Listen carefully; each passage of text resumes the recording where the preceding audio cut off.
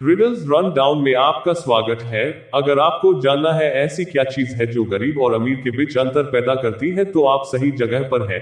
Rich dad poor dad में एक बहुत ही चर्चित किताब की शॉर्ट समरी जिसको मैंने बहुत ही आसान हिंदी भाषा में समझाने की कोशिश की है। किताब का नाम है रिच डैड पुअर डैड जिसके लेखक रॉबर्ट टी कियोसाकी है। ये किताब वित्तीय ज्ञान यानी फाइनेंशियल नॉलेज पर आधारित है। यह बहुत ही मजेदार किताब है जिसे सभी को पढ़ना चाहिए। इस किताब के बारे में आपने जरूर सुना होगा और अगर नहीं सुना हो तो मैं यहाँ आपको बता देता हूँ कि इस किताब रिच डैड पुअर डैड की अभी तक 46 मिलियन कॉपी बिक चुकी है जो कि कुल मिलाकर 109 अलग अलग देशों में और पूरे 51 अलग अलग भाषाओं में अनुवाद किया जा चुका है। इस किताब की खास बात यह है कि यह आपको पैसों का ज्ञान सिखाती है और यह पैसों का ज्ञान money knowledge, finance knowledge, financial IQ सभी के पास नहीं होता है। इसी ज्ञान की कमी के कारण गरीब व्यक्ति गरीब बना रहता है और मध्यम वर्गीय व्यक्ति पैसा होने के बावजूद भी हमेशा मध्यम वर्गीय ही बना रहता है। और यह फाइनेंशियल नॉलेज वित्तीय ज्ञान जिन लोगों के पास होता है वो लोग उस ज्ञान का प्रयोग करके अमीर बन जाते हैं।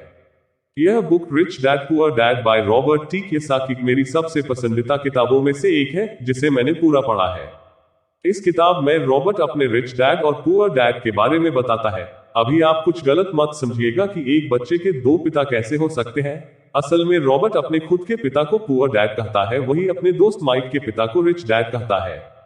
माइक के पिता रिच डैड की रॉबर्ट के असली उस्ताद या यूं कहे कि असली प्रेरणा देने वाले थे, जो सिखाते हैं कि अमीर कैसे बना जाता है।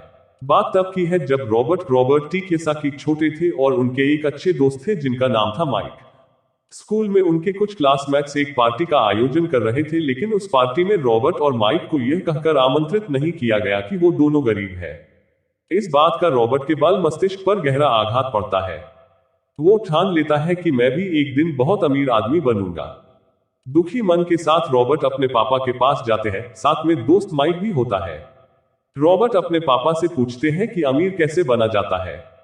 रॉबर्ट के पिता बहुत ही मेहनती होते हैं और पीएचडी किए हुए एक विश्वविद्यालय में प्रोफेसर के पद पर होते हैं। रॉबर्ट के पापा रॉबर्ट से पूछते हैं कि तुम ऐसा क्यों पूछ रहे हो कि अमीर कैसे बना जाता है। तब रॉबर्ट अपने स्कूल का सारा वाक्य अपने पापा को बता देते हैं। यह सुन रॉबर्ट के पिता सबसे पहले मुस्कुराते हैं, फिर जवाब देते हैं कि सुनो बेटा, मैं तो एक शिक्षक हूं और एक शिक्षक का अमीर होने या ना होने एवं एक शिक्षक के पास ज्यादा पैसा होने या ना होने से कोई लेना देना नहीं है। इस बात को रॉबर्ट और माइक ध्यान पूर्वक सुन रहे थे क्योंकि अमीर दोनों को बनना था। रॉबर्ट के पिता फिर कहते हैं कि अगर तुम वाकई में ये जानना चाहते हो कि सचमुच अमीर कैसे बना जाता है तो इसका जवाब मैं नहीं, माइक के पिता अच्छे से बता सकते हैं। रॉबर्ट और माइक दोनों आश्चर्यचकित हो जाते हैं क्योंकि माइक के पिता ज्यादा पढ़े लिखे नहीं थे लेकिन एक शुगर मिल के मालिक थे। यहां से शुरू होती है रॉबर्ट के अमीर बनाने की कहानी। यहाँ मैं बताऊंगा कि रॉबर्ट के असली पिता पुअर डैड अच्छे खासे पढ़े लिखे हैं। उन्होंने अपना ग्रेजुएशन, पोस्ट ग्रेजुएशन और पीएचडी तक कंप्लीट किया हुआ है।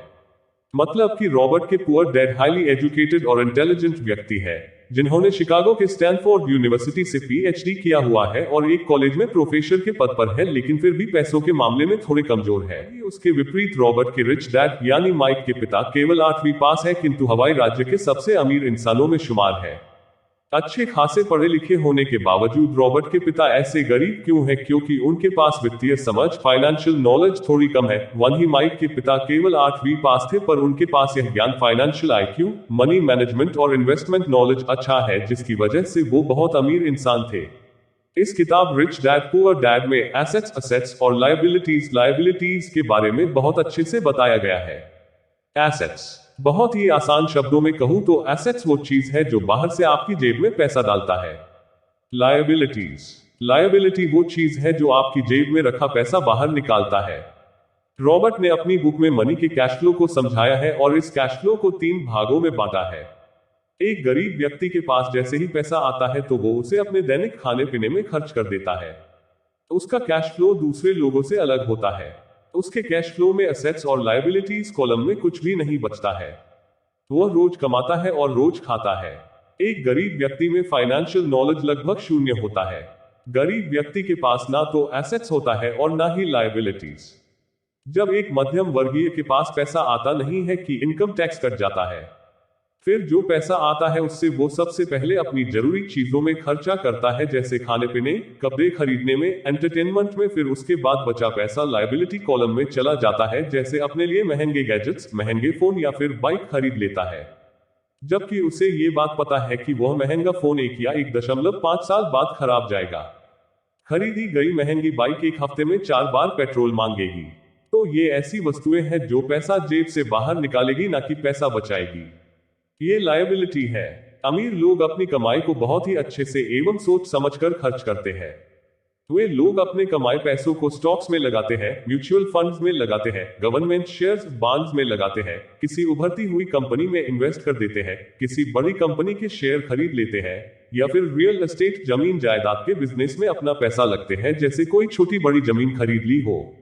रॉबर्ट के पुअर डैड का मानना है बच्चे अपनी पढ़ाई लिखाई अच्छे से पूरी करें और अच्छे ग्रेड या अच्छे अंक लाकर एक अच्छी नौकरी करें, यानी पुअर डैड जॉब सीकिंग को ज्यादा महत्व देते हैं। वहीं जबकि रॉबर्ट के रिच डैड का मानना है कि बच्चे अपनी पढ़ाई पूरी करके एक व्यवसाय एंटरप्रेन्योर बने और दूसरे लोगों को नौकरी दे, यानी बच्चे जॉब क्रिएटर बने, ना कि जॉब सीकर।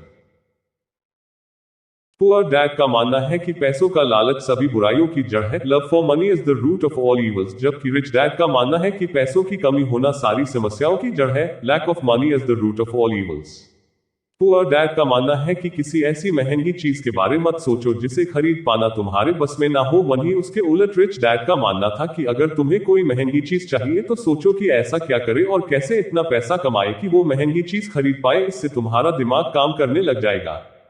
पुअर डैड गरीब और मध्यम वर्गीय लोग कभी पैसों के मामले में रिस्क नहीं लेते हैं, वहीं उसके विपरीत रिच डैड अमीर लोग करते हैं।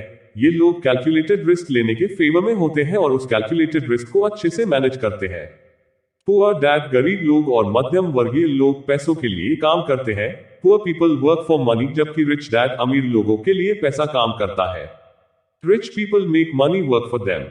पुअर डैड अपने बच्चे से कहते हैं कि मैं अमीर नहीं बन सकता हूं क्योंकि मुझ पर तुम्हारी जिम्मेदारी है, लेकिन रिच डैड अपने बच्चे से कहते हैं कि मुझे अमीर बनना है क्योंकि तुम और तुम्हारा भविष्य मेरी जिम्मेदारी है। रिच डैड अपने खाने की टेबल पर खाना कहते समय पैसा कैसे कमाए और ज्यादा पैसा कैसे बनाए के बारे में बात करते हैं, लेकिन पुअर डैड खाने की टेबल पर पैसे से संबंधित बात करना पसंद नहीं करते हैं। अमीर लोग पैसों का आविष्कार करते हैं, रिच पीपल इन्वेस्ट मनी। इसीलिए गरीब लोग और मध्यम वर्गीय लोग इस चूहा रेस में फंस जाते हैं, लेकिन अमीर लोग ज्यादा पैसा कमाते हैं लेकिन इनकम टैक्स से बचने के लिए अच्छे अकाउंटेंट और वकील को हायर कर लेते हैं ताकि टैक्स चुकाने से पहले ही वे लोग अपना पैसा इन्वेस्ट कर देते हैं। इस किताब से बहुत कुछ सीखने को मिलता है, जितना पढ़ते हैं उतना ज्ञान मिलता जाता है। मैंने तो इस किताब रिच डैड पुअर डैड के कुछ गिने चुने महत्वपूर्ण पहलुओं को बताया है। आप सभी को यह किताब पढ़नी चाहिए। धन्यवाद। मिलते हैं अगले वीडियो में एक नई कहानी।